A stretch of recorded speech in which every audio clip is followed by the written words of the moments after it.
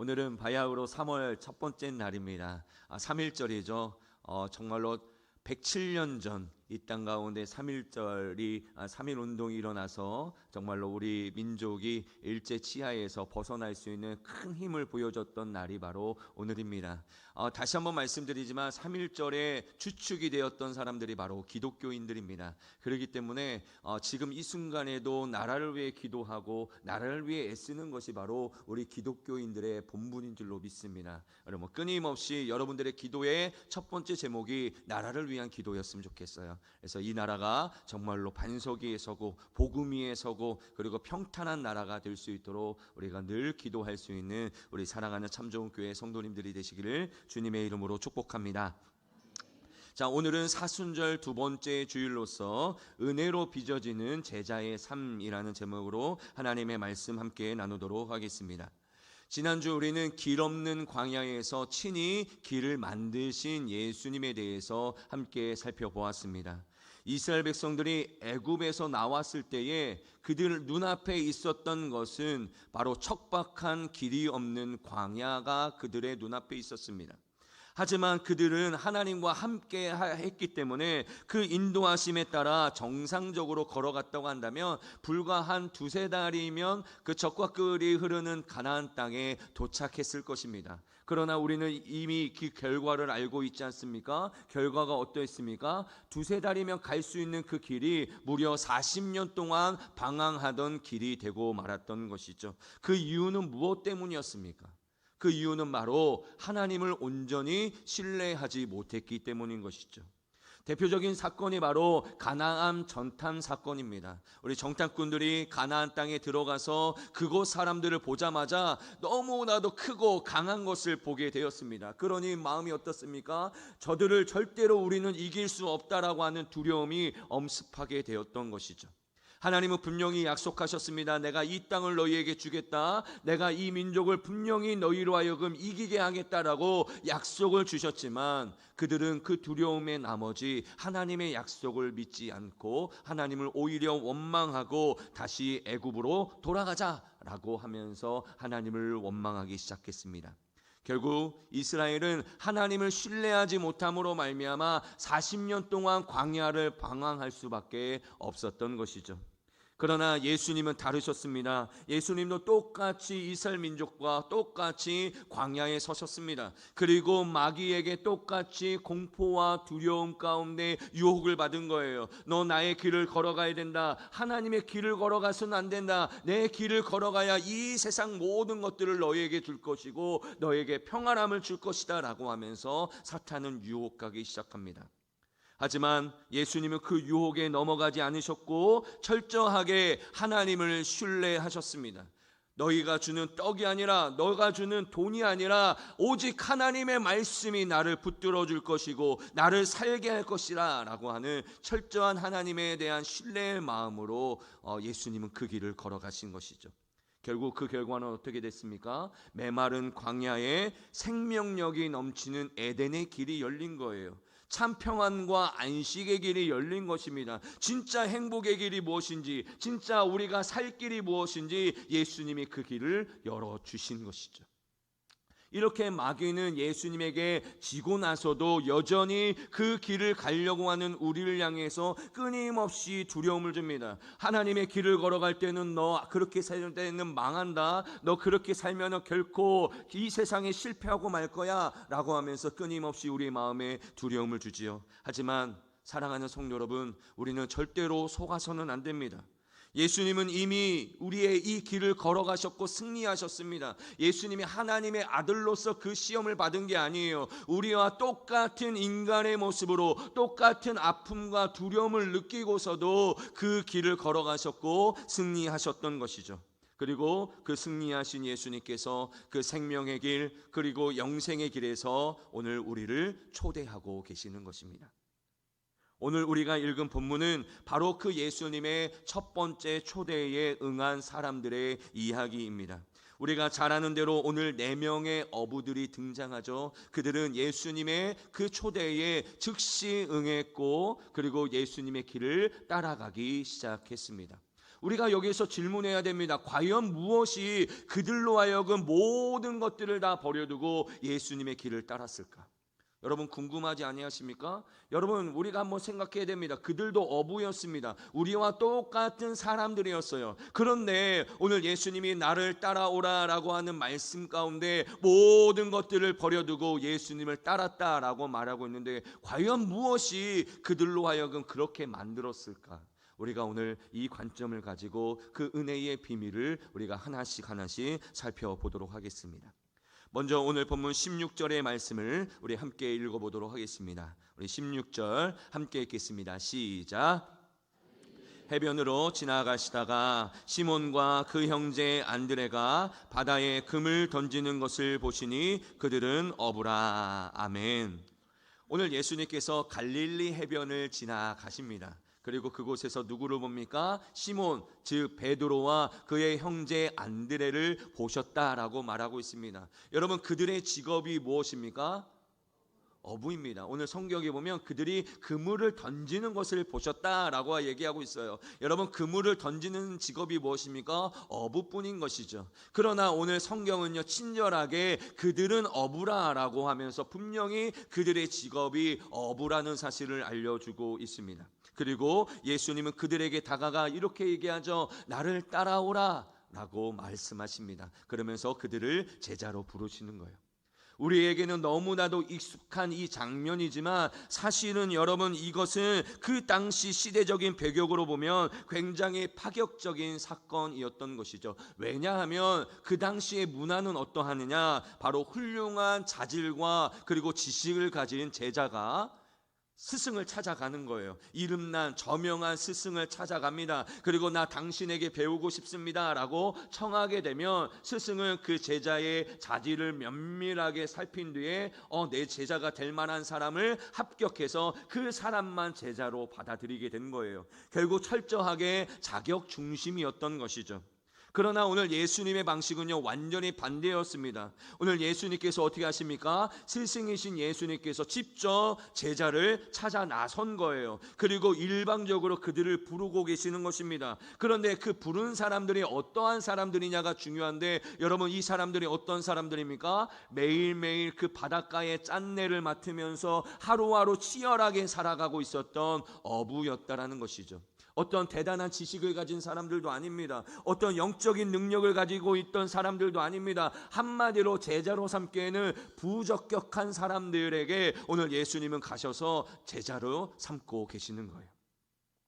게다가 우리는 성경을 통해 이미 그들의 미래를 지금 다 알고 있습니다. 여러분 그들은요 예수님을 계속 따라다니면서 어떻게 합니까? 계속 실수하고 계속 실패한 사람들입니다. 한번 생각해 보세요. 예수님이 가시는 그 십자가의 길을 날마다 오해한 사람들이 바로 제자들입니다. 그리고 끊임없이 누가 더 크냐라고 하면서 자리 다툼을 한 사람들이 바로 그 사람들이고, 그리고 결정적인 순간에 어떻게 합니까? 예수님을 버리고 도망친 사람들이 바로 이 사람들이었어요. 여러분 한번 생각해 보세요. 예수님이 이 사실을 몰랐을까요?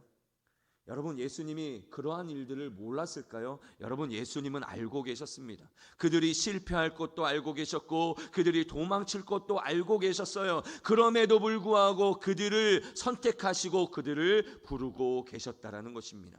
여러분 이것이 무엇을 의미하겠습니까? 그것은 바로 예수님의 제자는요 나의 대단한 결단이나 그리고 나의 자질로 되는 것이 아니라는 거예요. 바로 하나님의 일방적이고도 주도적인 은혜로 되는 것이 바로 제자라는 것이죠. 오늘 우리에게 주어진 은혜도 똑같습니다. 오늘 여기에 있는 저와 여러분들은요 어떤 자질이 있어서 우리가 이 자리에 앉아 있는 게 아니에요. 우리가 어떤 실력이 있어서 이 자리에 앉아 있는 게 아니에요. 하나님은요 오늘 그런 자질이 없고 아무런 쓸모없는 우리를 향해 나를 따라오라 라고 하면서 제자로 불러주고 계시는 것이죠. 한마디로 은혜로 우리가 이 제자로 부르심을 받은 것입니다. 그리고 오늘 17절을 보세요. 예수님은 이렇게 말씀하십니다. 나를 따라오라 라고 말씀하고 있어요. 여러분, 여기서 나를 따라오라고 하는 이 말이 헬라어로는 오피소무라는 단어인데 이 원어의 뜻이 뭐냐면 내 뒤로 오라라는 거예요. 나를 따라오라는 말이 원래는 어떤 의미냐, 내 뒤로 오라라고 하는 이 말인데, 여러분, 이 말에는요 매우 깊은 영적인 의미가 있습니다. 이 길로 가면 나에게 이익이 될지 아니면 손해가 될지, 이 길 끝에는 어떤 것이 있을지 너희들의 생각으로 계산하거나 재단하지 말고 그냥 내 뒤만 따라오라는 뜻입니다. 즉 하나님의 지혜가 내 지혜보다 더 뛰어남을 인정하고 겸손하고 순종의 마음으로 나를 따라오라는 거예요. 나보다 나를 더 잘하시는 예수님을 믿고 너희들은 어떠한 계산도 하지 말고 그냥 내 뒤를 따라오라라는 거예요. 바로 여기에서 이 태도가 바로 오피소무, 내 뒤로 오라라는 의미를 가지고 있습니다. 그런데 마태복음 16장에 보면 베드로의 신앙 고백의 사건이 일어납니다. 주는 그리스도시요 살아계신 하나님의 아들이십니다라고 위대한 고백을 하죠. 그 고백이 예수님이 듣고 나자 가장 먼저 하신 것이 뭐냐면, 비로소 제자들에게 뭘 가르치셨냐면, 내가 이제 십자가에 죽을 거고 3일 만에 부활할 거야 라고 하는 이 고난 사건을 처음으로 제자들에게 가르칩니다. 그러자 여러분, 베드로가 어떻게 반응하죠? 예수님을 꾸짖고 절대로 그런 일이 일어나서는 안 됩니다 라고 하면서 예수님 앞에 항변하기 시작합니다. 그러자 예수님은 베드로에게 이렇게 말씀하시죠. 마태복음 16장 23절 말씀입니다. 함께 읽겠습니다. 시작. 예수께서 돌이키시며 베드로에게 이르시되 사탄아 내 뒤로 물러가라. 너는 나를 넘어지게 하는 자로다. 내가 하나님의 일을 생각하지 아니하고 도리어 사람의 일을 생각하는도다 하시고. 아멘. 오늘 예수님이 베드로에게 뭐라고 말씀하십니까? 사탄아 내 뒤로 물러가라 라고 말하고 있는 거예요. 여러분, 그런데 여기서 내 뒤로 물러가라고 하는 이 말이 바로 오피소무라는 단어입니다. 여러분, 이게 무슨 뜻이겠습니까? 너 그 사탄의 자리에 있지 말고 제자의 뒤로 와야 돼 라고 예수님이 말씀하고 있는 거예요. 너 지금 하는 일 사탄의 일이야. 너 사탄의 자리에 있지 말고 제자의 뒤로 와야 돼, 제자의 자리로 와야 돼 라고 말씀하고 있는 거예요. 여러분, 여기서 못하는 이 사탄의 자리가 어디입니까? 예수님보다 앞서가서 그 모든 예수님의 길을 통제하고 예수님을 이끌려고 하는 것이 바로 사탄의 자리입니다. 그런데 반면에 제자의 자리는 어떻습니까? 철저하게 예수님의 뒤를 따르는 거예요. 그게 바로 제자의 자리예요. 사탄의 자리는요 자꾸 예수님에 앞서 가려고 해요. 예수님을 내 마음대로 이끌어 가려고 해요. 그러나 그건 사탄의 자리입니다. 예수님의 자리는 어떤 자리냐? 나의 생각과 없이 예수님이 하시던 그대로, 예수님이 가시는 그 길대로 순종하며 나아가는 것이 바로 제자의 길이라는 거예요. 여러분, 우리가 주님을 온전히 신뢰하지 못하면 자꾸 내 생각과 내 계획이 예수님보다 앞서게 됩니다. 예수님의 길을 보니까 이렇게 되면 실패할 것 같은데, 이렇게 하면 말도 안 될 것 같은데, 어떻게 이렇게 가면 살아가지? 라고 생각이 드니까, 신뢰하지 못하니까 자꾸 내 계획과 내 생각이 예수님보다 앞서는 거예요. 여러분, 이건 사탄의 자리예요. 여러분, 예수님의 자리는 어떤 자리입니까? 제자의 자리는 주님을 신뢰하면서 주님의 등 뒤를 따라가는 것, 그것이 바로 제자의 길이라는 것이죠. 여러분, 우리는 지금 어떤 길을 걸어가고 있습니까? 여러분은 사탄의 자리에 있습니까? 아니면 제자의 자리에 있습니까? 여러분들은 사탄의 길로 가고 있습니까? 아니면 제자의 길로 가고 있습니까? 여러분, 우리가 제자로서 반드시 오피소무, 여러분 이 단어의 의미는 뭐냐? 나를 신뢰하라는 거예요.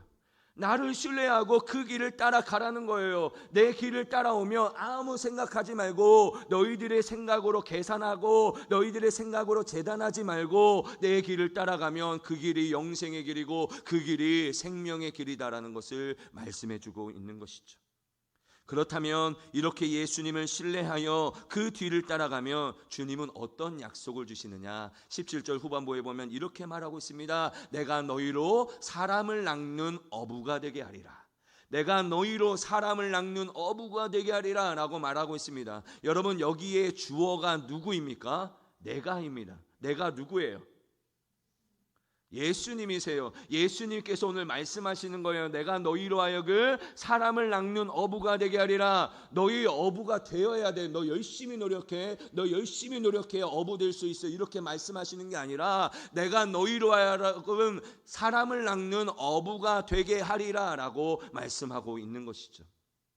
여러분, 여기서 되게 하리라고 하는 이 말이 헬라어로 포이에소라는 단어인데, 만들다, 창조하다라는 의미로서 태초에 하나님이 천지를 창조하셨다라고 할 때 그때와 똑같은 단어를 쓰고 있는 거예요. 즉 하나님께서 무에서 유를 창조하셨듯이 아무런 자격도 없는 우리, 아무런 쓸모도 없는 우리가 예수님의 길을 따라가기 위해서 믿음의 길을 내딛기 시작할 때에 비로소 하나님이 우리를 새로운 존재로 창조하시겠다라는 것이죠.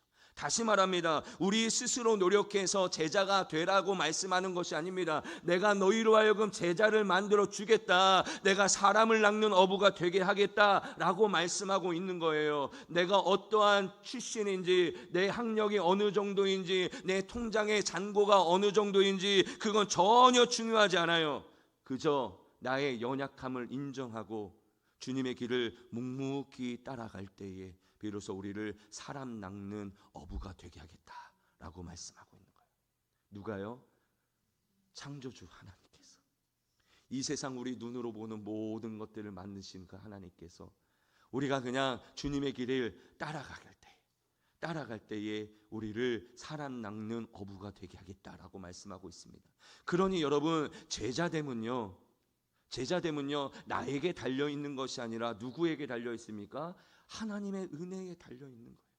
여러분, 내가 아둥바둥 제자가 되려고 노력한다고 해서 되는 게 아닙니다. 내가 변화되는 거예요. 내가 완전히 다른 사람으로 완전히 창조되는 거예요. 여러분, 우리가 다른 사람으로 창조되려면 무엇이 필요합니까? 하나님의 은혜가 필요한 거예요. 하나님의 능력이 필요한 거예요. 그래서 오늘 예수님이 말씀하시는 거예요. 나를 따라와. 너희들 재단하지 마.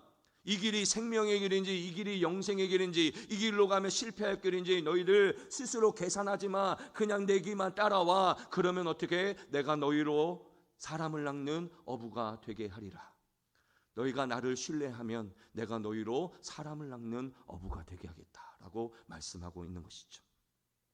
그렇게 예수님의 뒤를 따라 걸으면 우리는 사람을 낚는 어부가 됩니다. 여러분, 오늘 본문에 등장하는 베드로와 안드레와 야고보와 요한, 여러분 이 사람들의 공통점이 무엇입니까? 어부였어요. 여러분, 지금까지 이들은 어떤 어부였습니까? 자신의 생존을 위해서 살아있는 물고기를 밖으로 끄집어내어 죽였던 사람들이 바로 이 사람들의 모습이었습니다. 그러나 지금 예수님을 따라가면 어떻게 변합니까? 죽이는 인생이 아니라 살리는 인생으로 내가 변화시켜 주시겠다라는 거예요. 세상이라고 하는 험한 바다에 빠져서 허우적거리고 있는 사람들, 지독한 외로움에 떨고 있는 사람들, 절망 중에 죽어가는 사람들을 건져내어 생명을 주는 사람으로 변화시켜 주시겠다라고 말씀하고 있는 거예요. 완전히 변화되는 거예요. 그동안에는 나만을 위해 또 살았던 사람들이 예수님을 따라가기 된 순간부터 예수님이 우리를 어떻게 바꿔주신다고요? 사람을 살리는 사람으로 변화시켜 주시는 것입니다. 여러분, 원문을 보면요, 이게 더욱더 명확하게 보입니다. 여러분, 원문을 보면요, 사람을 낚는 어부할 때에 이 낚는이라고 하는 이 단어가 없습니다. 원래 성경에 보면은 사람들의 어부라고 되어 있어요. 원문에 보면 사람들의 어부라고 되어 있습니다. 어부는 어부인데 어떤 어부요? 사람들의 어부예요. 사람들에게 속한 어부예요. 사람들을 위한 어부예요. 즉 길을 잃은 자, 죽어가는 자, 상처받은 자들을 위해 그들 곁으로 보냄받은 자가 된다라는 뜻입니다. 여러분, 우리가 살아가고 있는 현대 사회를 한번 생각해 보세요. 인류의 모든 삶의 방향이 다 어디로 귀결됩니까? 자기 자신이에요. 내가 오늘 일을 하는 것도, 내가 열심히 일을 해서 살아가는 것도 나와 우리 가족을 위한 것이죠. 그러나 예수님의 뒤를 따르면요, 삶의 방향이 완전히 뒤집어지는 거예요. 어부는 어부인데 그동안에는 나만을 위해 살았던 삶이 이젠 다른 사람들과 더불어 사는 삶으로, 오히려 다른 사람들을 살리는 인생으로 변화되는 그 위대한 초청을 하나님이 오늘 우리에게 하고 계시는 거예요. 내가 너희로 사람을 낚는 어부가 되게 하겠다. 내가 이제 너희로 사람을 살리는 어부가 되게 하겠다. 내가 너희로 하여금 절망에 빠진 사람들, 시리에 빠진 사람들을 일으켜 세워줄 수 있는 그런 어부가 되게 하겠다라고 우리를 초청하고 계시는 거예요. 여러분, 이 위대한 초청, 여러분 가슴 떨리지 아니하십니까? 여러분, 우리가 지금까지는 나만을 위한 삶이었지만, 여러분, 우리가 하나님 그 예수님을 따라가는 그 순간부터 예수님이 우리의 삶을 완전히 변화시켜 주셔서 이제는 함께 더불어 사는 인생으로, 그리고 다른 사람들을 살리는 인생으로 우리를 변화시켜 주시겠다라는 거예요. 이 위대한 초청에 여러분들은 어떻게 하시겠습니까? 오늘 그 위대한 예수님의 초청에 제자들은 어떻게 합니까? 18절을 보니까 베드로와 안드레는요, 그물을 버려두고 예수님을 쫓았다라고 말하고 있고요. 20절에 보니까 야고보와 요한은 아버지 세베대와 품꾼을 내버려두고 예수님을 쫓았다라고 말하고 있어요. 오늘 우리는요, 이 구절을 종종 오해합니다. 예수님을 따르면 가족들도 버려야 되고, 그리고 나의 모든 것들도 다 내려놓고 직업도 버리고 예수님을 쫓아야 되는구나 라고 오해하는 경우들이 있습니다. 여러분, 그런 뜻이 아니에요. 오늘 어부들에게 있어서 그물과 배는 여러분 어떤 의미입니까? 바로 내 힘으로 내 인생을 책임지려고 했던 생존의 도구이자 삶의 방식이었어요. 내가 열심히 일을 해야 됩니다. 그물이 있어야 돼요. 배가 있어야 내 인생이 잘 살아갈 수 있는 거예요. 내 힘으로 살아갈 수 있는 거예요. 그러나 여러분 어떻습니까? 그물과 배를 버렸다고 하는 것은 자신의 힘으로만 살아보려 했던 과거의 삶의 방식을 포기하고 이제 예수님의 방식을 따르겠다라는 거예요. 한마디로 말하면 이 그물 없으면 나 안 돼, 나 이거 없으면 절대로 살 수가 없어 라고 생각했던 것들이 이제 기꺼이 내려놓게 되는 일들이 일어나게 되는 것이죠. 다시 말해, 내일의 생존을 위해 내 힘으로 살아가려 했던 그 모든 것들을 내려놓고 내가 이제는 하나님의 말씀에 의탁하며 살아가겠습니다라고 하는 삶의 대전환이 일어나는 거예요. 그동안은 어떻게든 내가 내 힘으로 아등바등 살아가려고 했지만 여러분, 이제는 주님을 신뢰하니까 주님께 맡겨드리고 주님과 함께 걸어가면서 기쁨과 즐거움으로 걸어가는 삶의 대전환이 일어나는 거예요. 그래서 예수님은요, 이렇게 우리에게 말씀하신 거예요. 마태복음 11장 28절에 보면 이렇게 말씀하고 있습니다. 함께 읽겠습니다. 시작. 수고하고 무거운 짐진 자들아 다 내게로 오라. 내가 너희를 쉬게 하리라. 아멘. 여러분, 예수님이 그냥 쓸데없어서 이런 말을 한 거 아니에요. 여러분 인생 지금 얼마나 힘드십니까? 여러분의 스스로의 힘으로 살아가려고 할 때에 얼마나 괴로우십니까? 오늘 예수님이 그런 우리에게 초대하고 있는 거예요. 수고하고 무거운 짐진 자들아 다 내게로 오라. 다 내려놓고 내게로 오라. 내가 너희로 하여금 쉬게 하리라 라고 말씀하고 있는 것이죠. 오늘 이 위대한 초청을 우리에게 하고 계시는 것이죠. 살아가는 성도 여러분, 오늘 말씀을 듣다 보면 우리가 고개가 끄덕이기도 하고 머리로는 다 이해가 됩니다. 여러분, 머리로 이해 안 되는 분 다 알아요. 여러분, 우리가 성경에 있는 내용 모르는 게 거의 없습니다. 다 알아요. 그러나 정말로 중요한 게 뭐냐? 현실에 왔을 때에 내가 내 손으로 부여잡고 있는 이것을 내려놓는 것이 얼마나 어렵냐라는 것이죠. 여러분, 솔직히 말씀드리면 우리의 힘과 의지로는요 절대로 불가능합니다. 여러분들이 지금까지 부여잡고 있는 그거를요 내려놓으려고 하는 때에 내 힘과 의지로는요 절대로 불가능해요. 여러분, 한번 부자 청년 한번 이야기를 생각해 보세요. 여러분, 부자 청년이요 율법을 잘 지켰던 사람입니다. 그가 영생의 길을 얻고자 오늘 예수님께 어떻게 하면 영생의 길을 갈 수 있습니까? 라고 하자 예수님께서 이렇게 말씀하시죠. 내가 재산이 많으니 재산을 다 팔아 그것을 가난한 사람들에게 나누어 주고 나를 따라오라 라고 말씀하십니다. 그러자 그가 어떻게 하죠? 결국 자신이 쥐고 있던 것을 포기하지 못하고 근심하며 돌아갔다라고 말하고 있는 것이죠. 여러분, 우리도 마찬가지 아닙니까? 우리가 주님을 살아간다면서도 각자가 가장 중요하게 여기는 그 어떠한 것들을 끝끝내 내려놓지 못하고 지금도 우리가 주님의 길에 나서지 못하고 있어요. 그 무엇인지 저는 잘 모릅니다. 그러나 내가 너무나도 소중하게 여겨서 붙잡고 있는 것을 아직도 내려놓지 못하고 그것을 아직도 부여잡고 있는 우리의 인생이라는 거예요. 이것을 내 힘으로 버린다는 것은요, 마치 낙타가 바늘귀로 들어가는 것만큼이나 불가능한 얘기죠. 그래서 우리에게는 무엇이 필요하냐? 바로 은혜가 필요한 거예요. 바로 내 힘으로 쥐고 있는 이것들을 놓게 하고 영생의 길, 생명의 길을 끝까지 걸어갈 수 있도록 나를 이끌어 주시는 전적인 하나님의 은혜가 우리에게 필요합니다. 다시 한번 말씀드리지만 여러분, 돈을 좋아하는 사람은요, 돈을 절대로 못 내려놓습니다. 여러분, 명예를 좋아하는 사람은 명예를 못 내려놔요. 그런데 우리가 이거를 내려놔야 주님을 신뢰하고 주님의 길을 따라갈 수 있는데, 여러분, 이 길을 따라가려면 우리에게 뭐가 필요하냐? 바로 은혜가 필요하다는 거예요. 하나님의 은혜가 필요하다라는 거예요. 그래서 마가복음 10장 27절에 보면 예수님은 분명히 이렇게 말씀하고 있습니다. 함께 읽겠습니다. 시작. 예수께서 그들을 보시며 이르시되 사람으로는 할 수 없으되 하나님으로는 그렇지 아니하니 하나님으로서는 다 하실 수 있느니라. 아멘.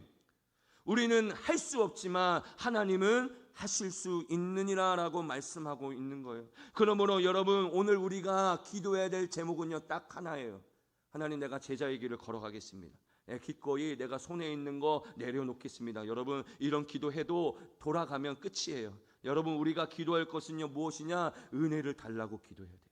하나님, 내가 이거 내려놓을 수 있는 은혜를 주십시오. 하나님, 내게 그 길이 생명의 길임을 볼 수 있는 눈을 주십시오. 하나님, 그 길이 정말로 걸어갈 때에 영생의 길로 가는 길임을 알 수 있는 믿음을 주십시오. 여러분, 우리가 그 은혜를 간구해야만 한다라는 것이죠.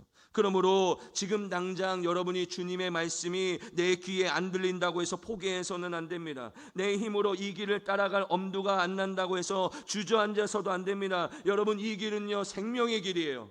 이 길은요, 영생의 길이에요. 여러분들이 아무리 그렇게 생각하지 않을지라도 이 말씀이 분명히 그렇게 말씀하고 있기 때문에 여러분, 그 길은요, 생명의 길이에요. 그런데요, 내 힘으로는요, 그 길을 갈 수가 없어요. 저도 마찬가지예요. 저는 뭐 사람 아닙니까? 저도 돈 좋아하는 거 알아요. 저도 명예 있는 거 아는 거 좋은 거 알아요. 좋은 옷도 입고 싶고요. 좋은 자동차도 사고 싶어요. 저도 그런 사람이에요. 저도 똑같은 사람이에요. 여러분, 베드로도 같은 사람이고 사도 바울도 똑같은 사람이에요. 그런데 그런 사람들은 어떻게 주님의 길을 걸어갔느냐? 딱 하나뿐이에요. 하나님의 은혜를 받은 것. 하나님의 은혜를 간구한 것. 하나님의 은혜로 변화되지 않고서는요, 하나님의 은혜로요, 이 모든 것들을 내려놓지 않고서는요, 절대로 우리 인간적인 눈으로 말도 안 되는 이 길을 걸어갈 수가 없는 거예요. 그러나 하나님께서 우리에게 은혜를 부어주시면 이 길이 생명의 길임을 보입니다. 이 길로 가면요, 영생의 길인 것처럼 보여요. 이 길로 가면요, 정말로 기쁨과 즐거움이 느껴지는 거예요. 여러분, 지금 이해가 안 되시죠? 그러니 여러분, 은혜를 간구해야 됩니다. 오늘 목사님 말씀 이게 귀에 안 들어오네. 오늘도 잘 안 들리네.